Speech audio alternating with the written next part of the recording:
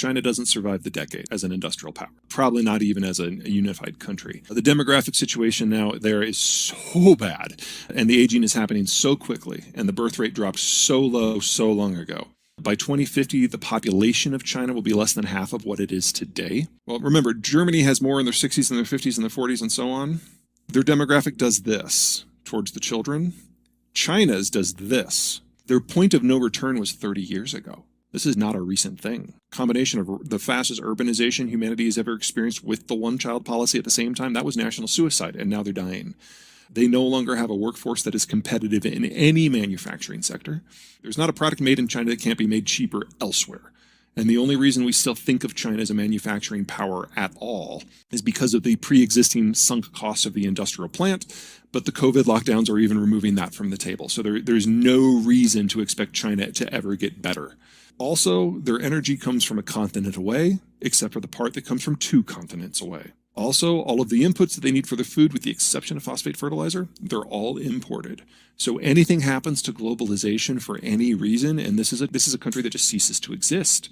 There is no way with deglobalization that China emerges from this decade with more than 700 million people.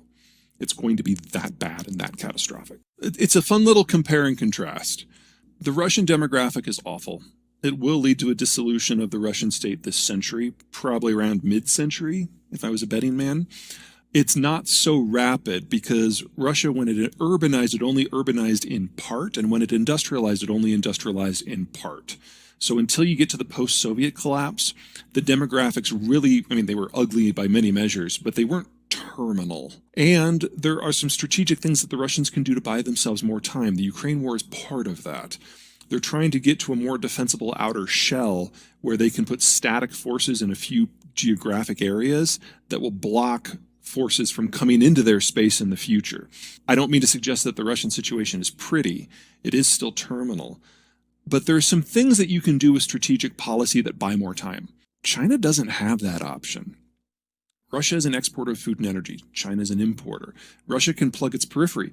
China's periphery is naval. There is no country or combination of countries that the Chinese can invade and conquer in order to solve any of their problems, where there's a nice list for the Russians. So the most likely outcome here is that China just kind of implodes into itself.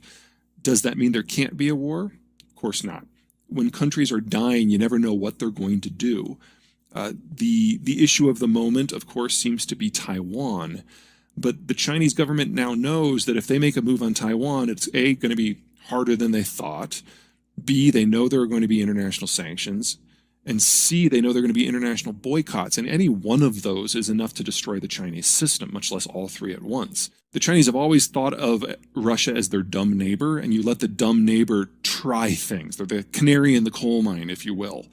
And they now know that everything they've prepared for the last 40 years was based on faulty assumptions. This is normally the place where you would, as a national leader, send all of your smart people into another room to kind of game out some replacement plannings.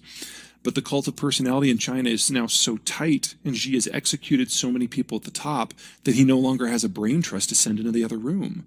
So China's just slamming its head into the wall over and over and over and over until something cracks. And I don't think that something is going to be Taiwan. The problem with Ukraine from the Russian point of view is not that it's in one of those geographic gaps, it's that it's on the way to 2 of them. So it's not that the Russians aren't going to stop until they have all of Ukraine. It's that they won't stop when they have all of Ukraine. And that's why we're seeing all their artillery now. They're deliberately destroying every piece of civilian infrastructure they can see, specifically agricultural infrastructure, to make sure that the land is uninhabitable for at least several years, because that forces the population to self-segregate either into refugees, which leave and you don't have to worry about them, or anyone who just stays is clearly a fighter and you can set the Wagner group or the Chechens on them just to wipe them out. And that's what we've seen in southern Ukraine and eastern Ukraine for the most part. And we're seeing these incremental gains by artillery. If the Russians succeed, that doesn't simply destroy the Ukrainian nation and the Ukrainian state. It's just the next step in getting to those gaps. And that means Estonia, Latvia, Lithuania, Poland, Moldova, and Romania have to fall as well. On the western periphery of the Russian space, those are the countries that the Russians feel they have to hold. And if they pull that off, then the FSB is released to do what the FSB was designed to do, and that's to suppress all national dissent, no matter what the form, everywhere it goes. From the Russian point of view, that's the easy part. The hard part is conquering the country in the first place. We found out in the first week of the war that the Russians' military, from a conventional point of view, was not nearly as important as it looked to be. We now know that the United States, NATO in general, is running out of a lot of the equipment that the Ukrainians need to fight, because that's not how our militaries are designed. The U.S. does not do massed formations. We do precision from distance to destroy command and control and logistic hubs. And then we go in and clean up. The Russians are going inch by inch, destroying everything. And fighting that requires a different sort of military. And we can't train Ukraine with the weapons that we use for the long-range stuff, because that isn't something you do in a few weeks. That's something that takes a few years. History is a series of cycles of an organizational structure forming and generating a golden age, and then breaking apart under its own inconsistencies and collapsing.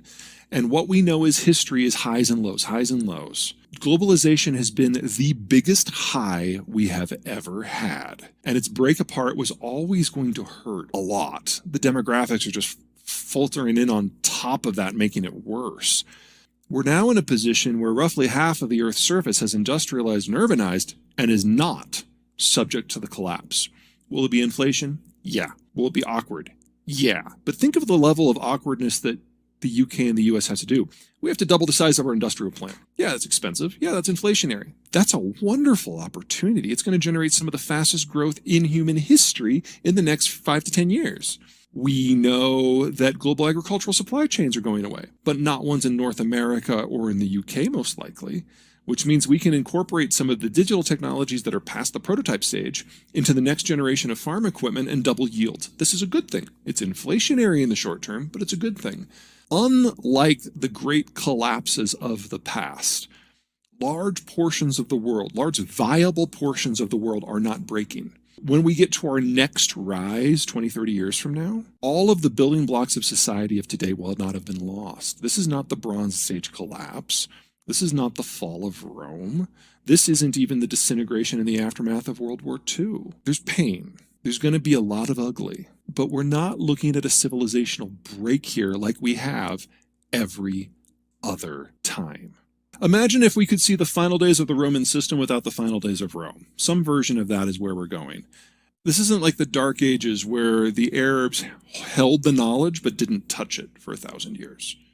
Silicon Valley's still there. London is still there. And it's going to keep being Silicon Valley and London. What's happening is a contraction of what we consider to be the economic family of the world into the parts of the world that are more viable.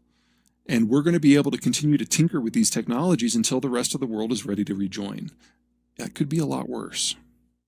In the 1800s, we had a new technology called the telegraph, which, like social media today, revolutionized our relationship between geography and information. Suddenly, you could send information across a continent in seconds. And that generated yellow journalism. Because, like with social media today, there were no restrictions on who could share the information, and so people would just make stuff up. And among other things, that got the United States involved in the Spanish-American War, because people eventually bought the propaganda. Well, it wasn't propaganda, it was just flat-out lies, and that triggered a conflict. That also, among other things, is shaping our political space in both of our countries right now. We're seeing that with Trump, we're seeing that with Johnson, we're seeing that with everyone who wants to challenge them. Social media will eventually be brought into check, just like the telegraph did. Eventually, we both passed slander and label laws. We need something like that for social media. Do we do that in a year? Probably not. But that is an issue for my Congress and for your Parliament. I would expect Parliament to act on it quicker because your system is less clunky than ours. It's actually designed to govern. It's designed to govern as opposed to designed to debate. You need to understand where the things that make your life possible come from. Otherwise, when those things go off, you'll just be doing without. It's not a simple process. Supply chains are messy. But anything that ultimately links back to the Chinese or the Russian system in particular, you know that's going away. You know that's going away very, very soon.